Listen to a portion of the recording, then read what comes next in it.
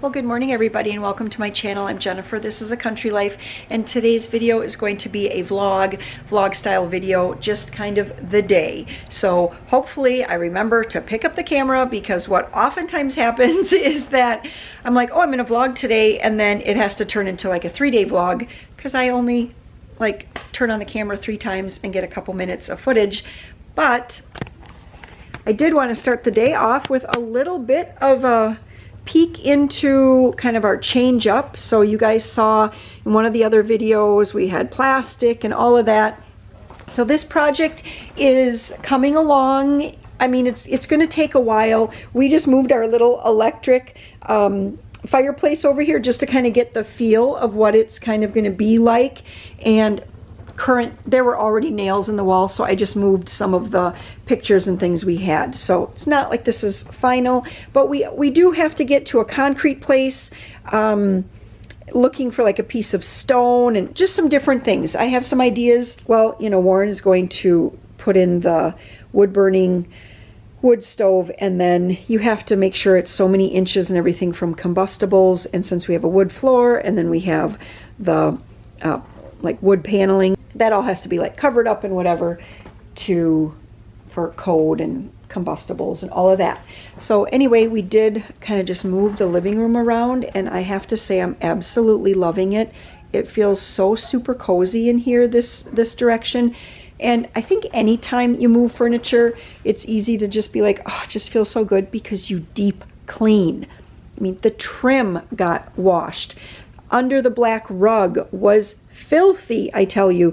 And when we moved that out of here, we not only vacuumed, but then I was like, you know what? It just needs to be washed. And so we washed the floor, and everything just gets so clean. And I think clean just always feels so cozy to me.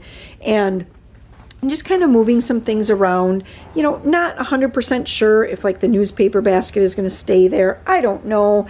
You can see, obviously, it's already lived in and, you know, stuff is around. But I'm liking this direction.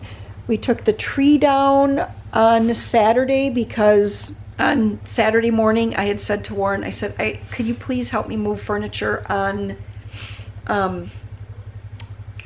Saturday night? And so it literally, I don't think we even started until like 9 o'clock at night, and it was 10:30 and we were finishing up moving furniture. And then, you know, like I said, the floor washing, and everything just becomes a bigger mess before it gets any better. There isn't really a whole lot else to share here. We did leave this little alpine tree up here, and I do have to take these ornaments off. Isn't this a cute one? Did I ever show you this one? It came from one of my subscribers. It is so cute.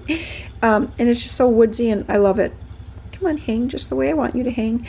And since the lights on here stopped working and only the center part of the light, the strand of lights works, I think I'm going to take these off and see if I have red lights to kind of work on into Valentine's Day. And then, or I might just use one of the strands of the twinkle lights that I have, like those little tiny seed lights on the copper wire. I love those.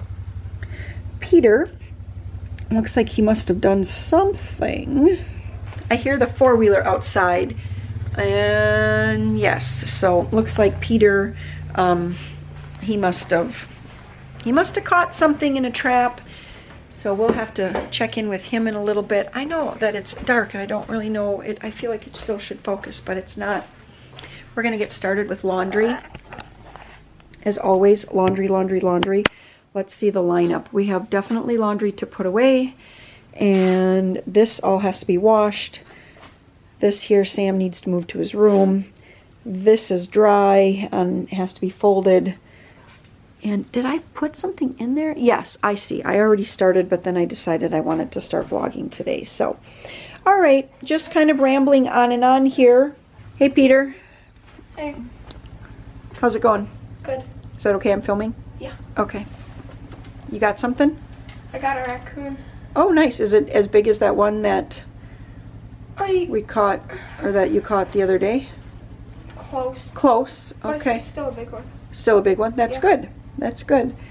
When I have huge loads, like of my dark laundry, what I do is I separate it into all of like the blue jeans, and if there's any hoodies, I put those all in one pile, and then I do all of the other laundry separately, because it just helps on drying time, because jeans and hoodies take so much longer in the dryer.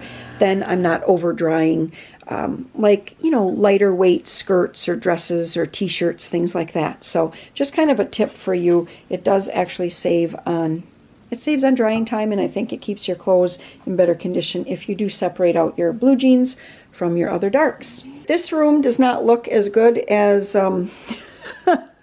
as the living room is looking. At some point, maybe this evening, I'll get to some of this. We moved the big bookcase from the living room. We moved it into here, and so we're going to try to, I don't know how this is going to work, but these are legitimately all books here. This whole box was on this little like particle board put together shelf, and then everything in this box and everything in that bin were all on that shelf. So somehow we're going to try to either eliminate some books, it's going to be time to eliminate books maybe, and try to combine them, or maybe move books around. I'm not 100% sure what we're going to do, but this room does need a good makeover. Maria is working on her volunteer hours right now. Yeah. She's working at earning an award. So far I have 27 hours and a half an hour. Okay, so 27 and a half hours. And we figured we have to look at it. Is it 50 hours for like the third place award? Yeah. And then it might Well, be, I think it's like second place because there's only 2. Are you sure there's not 3 levels? I think there's 3 levels. I think there's like, it might be 50, 75, and 100. Yeah, maybe. Or it might be 50, 100, and 150. Yeah. I don't remember, but anyway, we need to look at that. And so she's working at trying to figure out volunteer hours. So what types of things have you done so far? I've done the food pantry, making like dog blankets, selling roses on Mother's Day, cleaning trails, doing like the boxes of joy, leaf raking, babysitting, cleaning up, Advent, social stuff. Yep. So she's been coming up with a little list. She thought she would talk to the librarian today. And you know what I was thinking you could do too? What? You could probably make a little note and send it to Emily and Sparky and say that you could babysit for free, you know, volunteer babysit maybe while they go out for lunch, so that it would be daytime and not like at bedtime or anything, or nighttime. Yeah. That would be a good thing to do. They would like that. Like you could go home with them after church. They could go out for like breakfast or lunch or something, and then you could stay and babysit. That would be a great way to earn volunteer hours. As the kids finish up the things that they have to do, I'm just quickly writing down what they have to do for the week. I like to keep track in a little notebook for them. We've done so many things over the years, and I found that this just works the best, is just a little notebook, write the things down. I can put in here, like they're in a play, I can write down in here, practice your play lines. I can add in here if there's like an extra job that I want them to do, some little chore. If there's something I noticed throughout the day, like, oh, they did whatever, but they didn't put that stuff away, I add that onto their list. It's just kind of a little list of the things they have to get done throughout the day, and it helps keep them on track, and it is a place to kind of log in. A lot of times I'll hear Warren say things like, oh, I noticed that so-and-so didn't put such and such a thing away, and I come out here and I put it onto their list, so then it gets done. Hello. Hello. So it's after lunch now. We just had leftover spaghetti from last night. I think that you probably already saw that I made like a pot of homemade spaghetti sauce in another video. We had that for supper last night, and then we were just having that for leftovers today. And then I also got started yesterday in another video. I got started making something called Mimi's Minestrone Soup, and it's by Gwen. She's a subscriber, and she sent this recipe to me, and I've been wanting to try it for a while. So finally, here goes. Yesterday, I did get a start on it. I have in here sauteed carrots, onions, celery, and green pepper. And I'm going to be adding some broth and potatoes and things here shortly. Oh, I suppose I should probably wash up from lunch. I'm going to have Joe start crushing these crackers. I'm just about out of breadcrumbs here. it's just not going to be enough for the amount of hamburger that I'm going to be using. So I figured I was going to need some more crumbs. Yep, there you go. You just do that.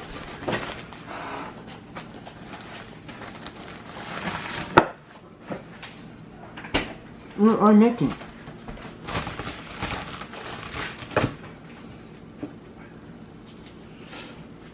What are you making, Mom?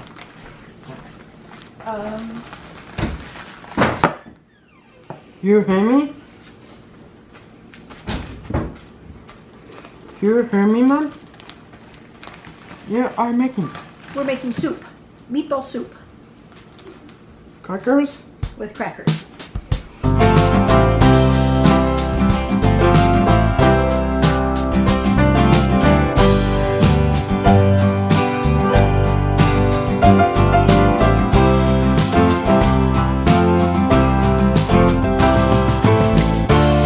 Gwen's recipe starts with a 1/4 pound of ground beef.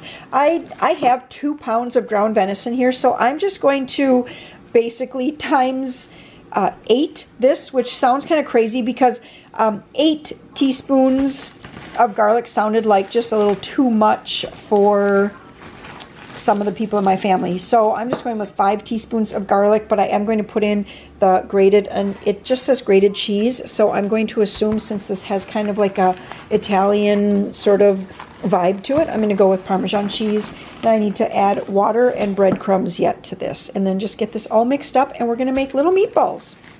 So it's over a cup of Parmesan cheese that I need in here. So that seems like a lot, but we'll just go with it. And 8 to 16 teaspoons of water.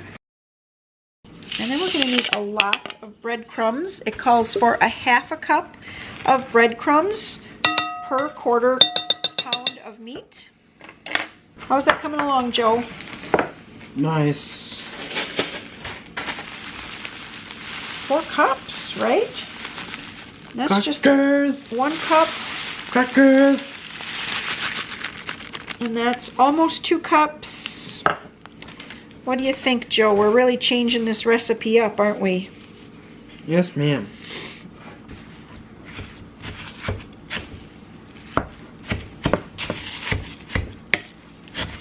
Okay, I got it. Great, we only need 2 potatoes. I don't need the whole bag. I only need 2 potatoes. What you making? I'm making some meatballs to go in a soup. No, not instant mashed potatoes, honey. I need Meatball soup? 2 actual potatoes. Is your dad done hauling? Not until the end of today. He's going to keep hauling until the end of today, and then it's going to snow, and then his hauling is going to be stopped. Alright, we're going to make really tiny little meatballs. It says the size of a grape. So I'm going to say that looks pretty good.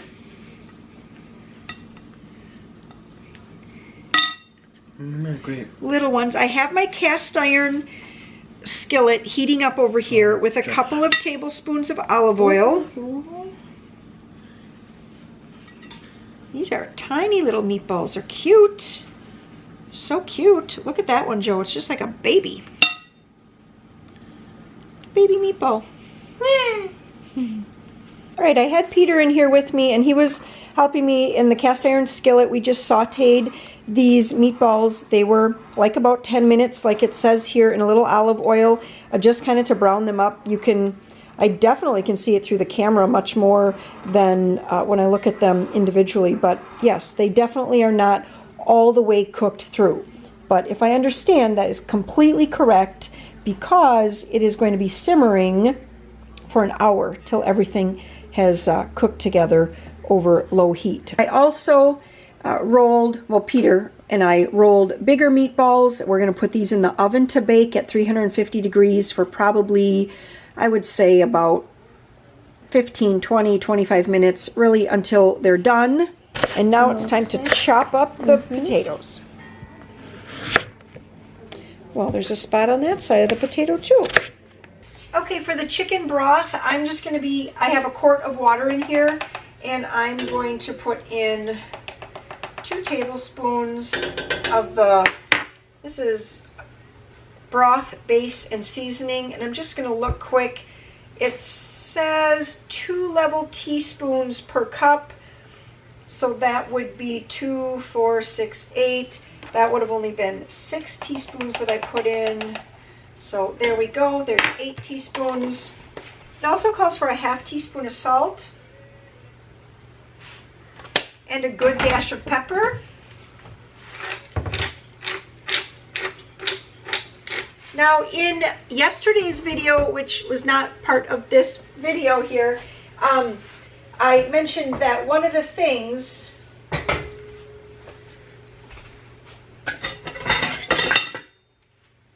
is that with this particular recipe, it does say that I should be doing the meatballs, taking the meatballs out, and then in that same, like the little bit of drippings that are in there, I should be sauteing up the vegetables. But I just did the vegetables in a little butter here because I knew I was going to be doing these on different days. So the last cup of water that goes into the soup,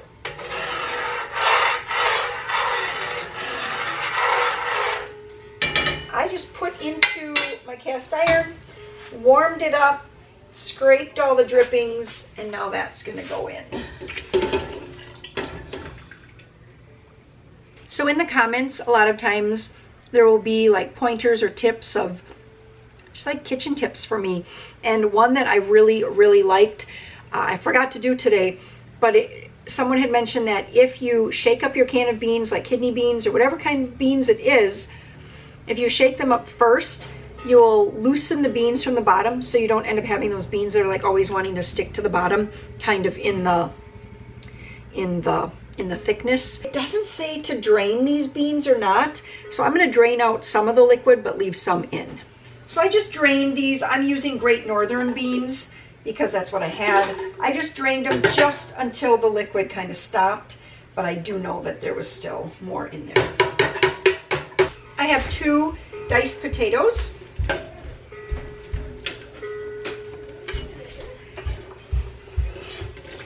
One thing I was just thinking about here today is when I can tomato sauce, I should probably also can it in half pints, which would be 4 ounces, because,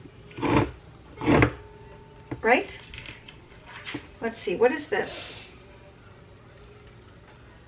This is actually 8 ounces. It says a small 4-ounce can of tomato sauce. Yeah, this is even. I only need half of this. What would I do with the other half, though? 1 small 4-ounce can of tomato sauce or 2 tablespoons of tomato paste. Well, you guys, I'm going with it. I'm just going to put the whole can in. I know it's 8 ounces. I'm going to put all the meatballs in now. That's a lot of meatballs, but that should be good. Everybody will be happy about that.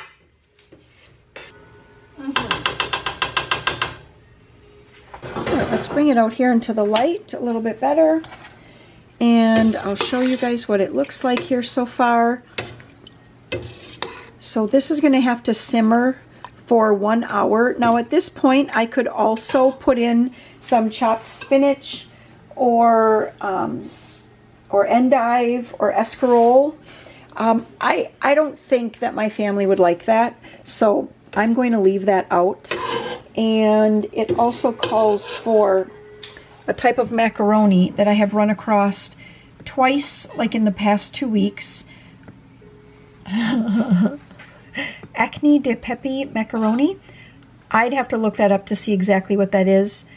I'm guessing it's just like a really teeny tiny macaroni, maybe like those little teeny pieces.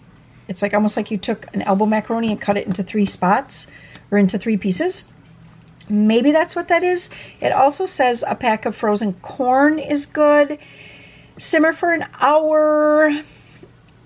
And then throw in some parsley and some frozen peas and some parsley, and then salt and pepper to taste. If it seems too thick, you can add more water. And then it also says that if you don't use the listed tomato up here, you can sub in a hefty squeeze, 2 to 3 tablespoons of ketchup, which would be delicious. I think I love the flavor of ketchup in soup. I'm going to just leave it like this right now. We are going to simmer this. I'm going to figure out what I'm going to do about the macaroni right now. And I do have an orzo. So I'm going to put in, because it just says that this is a macaroni product, so I'm actually going to use orzo today.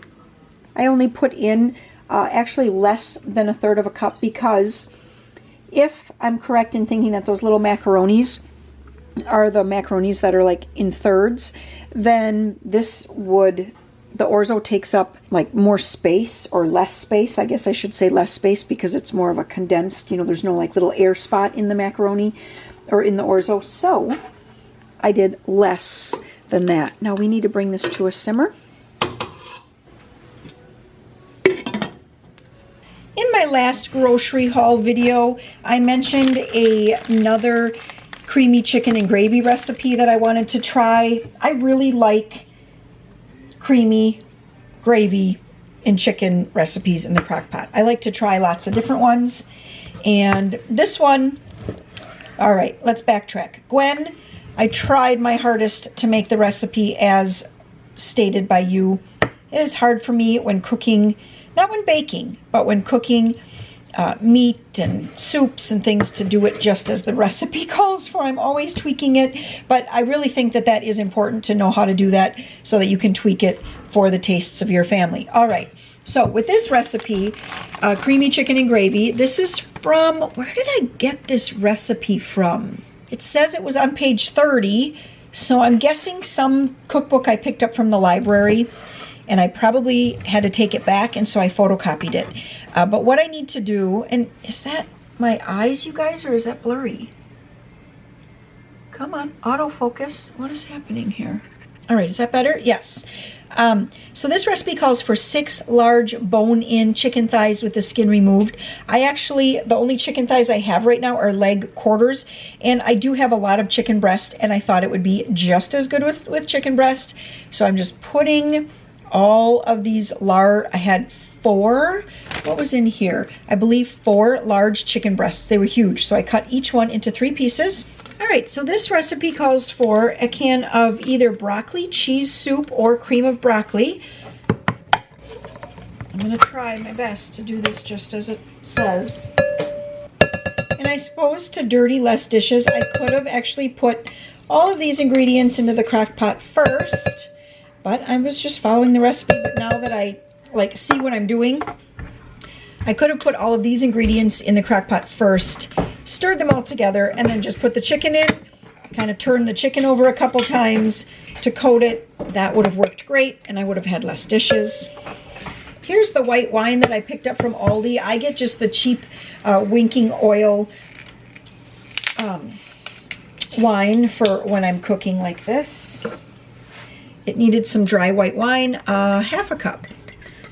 This is a 1-cupper, but we're only going to fill it halfway. What's nice about these winking oil wines is that it's just a screw-on lid, and so I can pop it in the fridge and save it for the next time. Or maybe it'll be good enough and we'll just have some of it tonight. A little bit of thyme. I've mentioned before, thyme is not our favorite flavor, so just a little, just a sprinkling there. It calls for a ½ teaspoon. And then it calls for a ¼ teaspoon of sage. I do really like sage, so we're gonna make sure we go with a full ¼ teaspoon. A pinch of dried rosemary. Just a pinch. And then, believe it or not, undrained mushrooms. It says sliced. I guess mine say pieces and stems. Now that I think about it, I bet sliced would be easier for me to pick out. Oh yeah, these are little. It says undrained, but I can't do it. I gotta drain off some of that juice. And now we're just gonna stir that up. Oh, I'm also supposed to put in a pinch of black pepper. And we really like pepper, so a good pinch. I'm gonna stir this all around, get it all mixed. Pour this over the chicken breast and set it at low. It says 4 to 5 hours, but remember that would be for bone-in chicken. And bone-in chicken does take longer than the chicken breasts. So I'm going to I'm going to check the temperature at 3 hours just to see where it's at and go from there. That wine really does give this a good, just a good aroma. It surely can't be the mushrooms. All right, we got the Peter cam going. We're just going to get this poured over. What do you think? Does this look all right to you for supper? What is it? It's going to be a creamy chicken, like in a gravy. Just chicken in kind of a gravy. Sure. Sure? Hard to say at this point, right? The nice thing is that gravy can kind of drip off if you're not a big fan of gravy, but it will just kind of season up the chicken. A lot of that cooking is done. Everything is in the crock pot. We are heading to the library now and to the post office. So I have 3 shipments going out today. So I want to get those sent out. And I know that Emily just spent some time, that's our oldest daughter, who she helps me out with a bunch of like email type things. Lighting, there we go. She helps me out with a bunch of email things, and I know that she just sent out about 50 emails to people who have placed orders for cookbooks or just whatever it is you placed orders through me for, and then didn't and they placed them to be offline orders where you would send in a check or a money order or something, but then they didn't end up sending the money in. And so she just sent out, like I said, about 50 emails, and she is just, oh, I gotta get my shipments. And if you are one of the people that received one of those emails and you either paid, got your cookbooks, and I just forgot to mark the order as paid and fulfilled, I have to do those in 2 separate steps. So it seems odd that I would miss both of those. But anyway, if I did, just let me know, would you? And then we can just mark the order paid and fulfilled. If you don't want those items anymore and you don't have any plans on sending in a check, just email us back too and let us know so we can just go in and cancel out the order. Because otherwise, right now, it looks like I have all these outstanding orders and it keeps telling me, you have orders to ship, you have orders to ship, but I don't have orders to ship. So and if you had just forgotten, like you placed the order and then you just completely forgot, and you know what, it was a year ago and you still want the cookbooks or whatever it is, then just send the check in. Just kind of, you can send an email back to us, let us know that yes, you do want it, and we'll just watch for the check, and then as soon as we get that, we'll send them out to you. So just FYI. So we're back from the library now, and Maria picked up a puzzle. It is a 1,000-piece puzzle. Yep. Those are some little tiny pieces, wow. But the puzzle, the picture, has a lot of variation in color, doesn't it? So it should be a fun one to do, especially, work on kind of separate by houses or whatever it is you do. It'll be fun. It's gonna be a lot of fun. I picked up some new books to read, so we'll see. I picked up a memoir it's a Wisconsin writer. He was a farmer, an author, and it's a memoir about his life, so looking forward to that one. And we also stopped at the P.O. box, and I did get a stack of Christmas cards, so thank you all so much for the Christmas cards. I haven't been to the P.O. box in a little while, but I feel very, very, very, very blessed to get all of these Christmas cards. One of them even says #1 fan, and they're just so sweet. I also received this cookbook, and I was really excited. I saw it said Cooking with Carolyn and Her Friends, #3. I was like, oh, this is just so neat. It's the same company that prints my cookbooks. Just kind of glancing through it. I really was looking to see if there were the beginning pages where you can kind of write a note, because I was like, I wanted to know more about the cookbook. And so I went to the back too to kind of look to see how it was organized, if there was a table of contents and that, and there is. But there's also an index of contributors, and I was just kind of looking at some of the last names, and I was like, oh, those are some of those are the same last names that we have in our area, and this is actually compiled from a lady in Indiana. And I was like, I wonder if there's any Brockmans. And then I look, I was like, oh my goodness, it says Jennifer Brockman in here. And so she had included must be some of her favorite recipes from my cookbooks in her cookbook, which, I mean, I have to say, I feel like a celebrity. It's just really kind of exciting to see that. So there are so many good looking recipes in here. Peter was actually looking through it on the way home, and he found, of course, a chocolate chip cookie recipe that he wants to try. Let me see if I can find it here.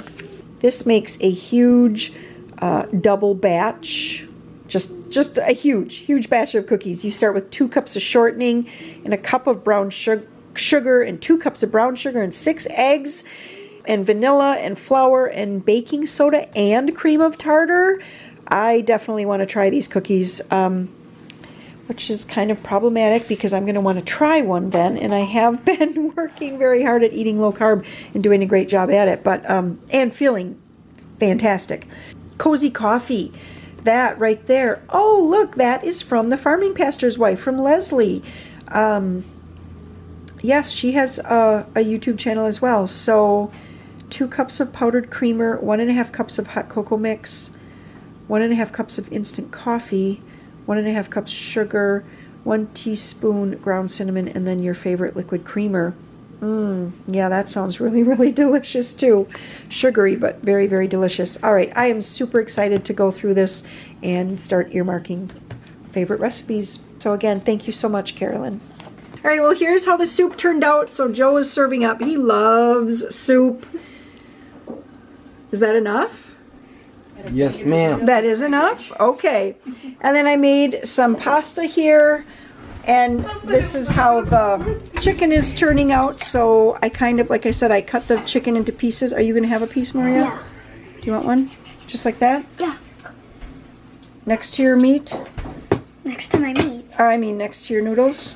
Yeah. Do you want some gravy on your noodles? No. No? Okay. Here's the scoop if you want gravy. And we're just going to have it with salad and oranges. And that's it. That's going to be supper here on this, what is this, Monday night? Yeah. Oh, we got lighting. Whoa! We are having problems with the dressing tonight. All right, that's good. Both. You got both. You see there's mushrooms in there? Yeah, I do. I actually put the mushrooms in. It was hard.